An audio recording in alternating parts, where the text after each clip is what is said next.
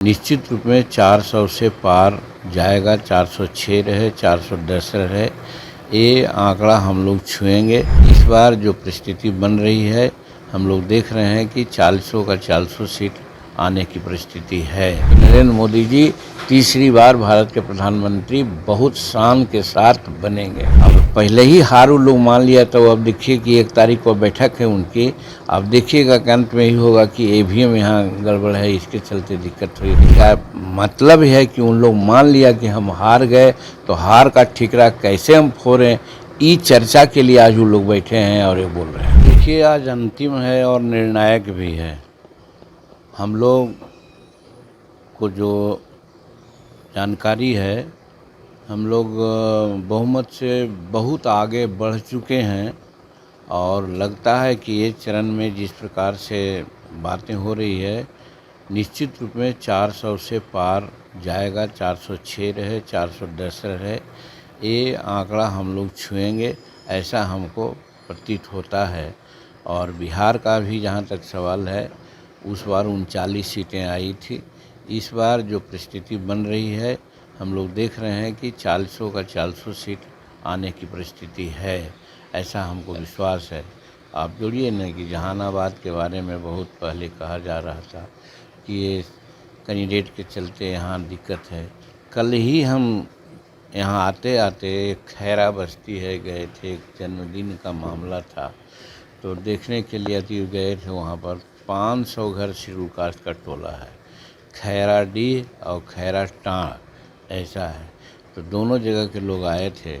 हम कुछ नहीं उन लोगों से कहा कि क्या करना है।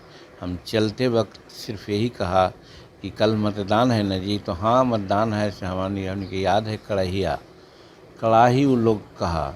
हम कहा कि ये गलत है, देखो गया में कड़ाही थी, ये जहानाबाद है, यहाँ सब हम लोगों का तीर है, तो ये तीर है यहाँ तो आप लोग सब कड़ाही में देना चाहते थे, तो जो कड़ाही में देना चाहते थे वो सब तीर में दीजिए। तो इससे साबित होता है कि शेड्यूल कास्ट लगता है कि 100% यहाँ आज एनडीए के पक्ष में वोट कर रहा है।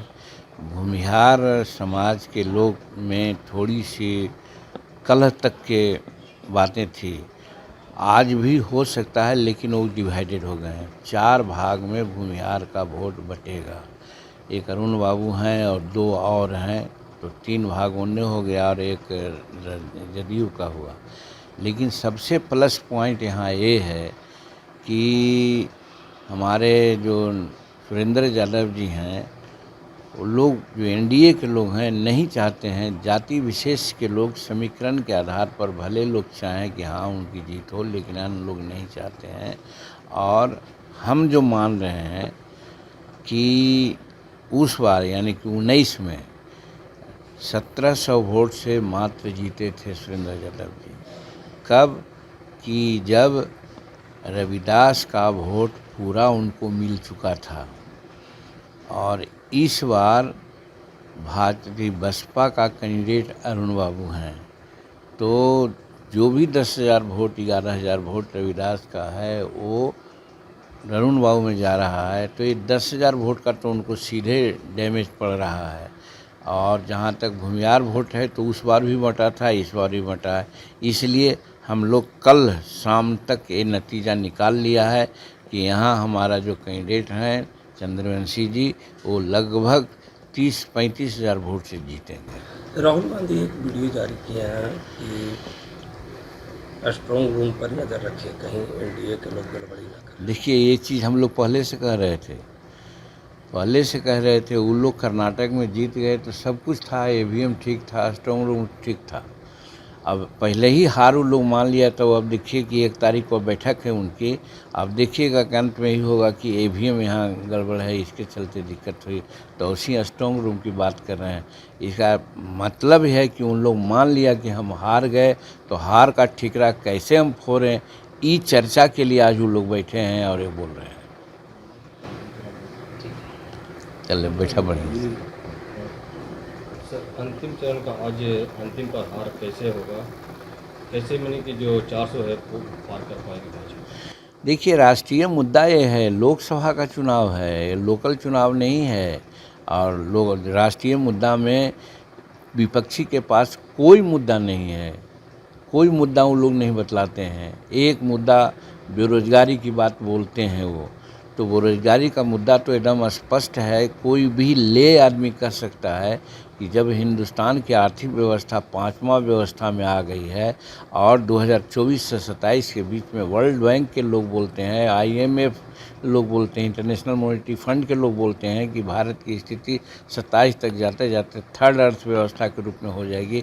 तो थर्ड अर्थव्यवस्था का मतलब है कि हर इंडिविजुअल का जो नेशनल एनुअल इनकम है वो बढ़ेगा, तो बेरोजगारी अपने आप दूर हो जाएगी, ये है। और रही बात राष्ट्रीय मुद्दा का, तो राष्ट्रीय मुद्दा तो आप चाहे POK को सामने लाने की बात हो, चाहे स्पेस में चंद्रयान को भेजने की बात हो, या फिर G20 की बैठक में सदारत करने की बात हो, या लोकप्रियता का जहाँ तक सवाल है, संसार का सबसे लोकप्रिय प्रधानमंत्री के रूप में माने जा रहे हैं नरेंद्र मोदी जी, तो उनके पास कौन फेस है? हमारे पास तो इतनी राष्ट्रीय स्तर की बातें हैं, अंतर्राष्ट्रीय स्तर की बातें हैं, जिसके चलते हम लोग कहते हैं कि हम लोग यहाँ फिक्स हैं कि नरेंद्र मोदी जी तीसरी बार भारत के प्रधानमंत्री बहुत शान के साथ बनेंगे। सर एक सवाल और है कि शहबाज सरकार के वकील की दलील है कि POK जो है POK है वो विदेशी इलाका है। 4 दिन से पहले इस पर अब हलचल चालू हो गई है। देखिए, आज नहीं ना है ये बात, आप होम मिनिस्टर की बातें आप विभिन्न सभाओं में आप सुने होंगे। आज नहीं, 1 महीना पहले से ये बात चल रही है, और जिस दिन टारगेट फिक्स हुआ है कि 400 सीट हमको लेना है, उसका मतलब ही यही था। और है राष्ट्रीय मुद्दा, हम नहीं बतला रहे हैं, वो करीब 5-6 ऐसे मुद्दा हैं जिसको लेना है और जिसको करना है। उसके लिए हमको कंफर्टेबल मेजॉरिटी से काम नहीं चलेगा, हमको ओवरवेलमिंग मेजॉरिटी से काम चलेगा। ओवरवेलमिंग मेजॉरिटी 400 से पार होने पर ही होगा। तो इसलिए नरेंद्र मोदी जी और NDA के लोग चाह रहे हैं कि हमको वो मिले।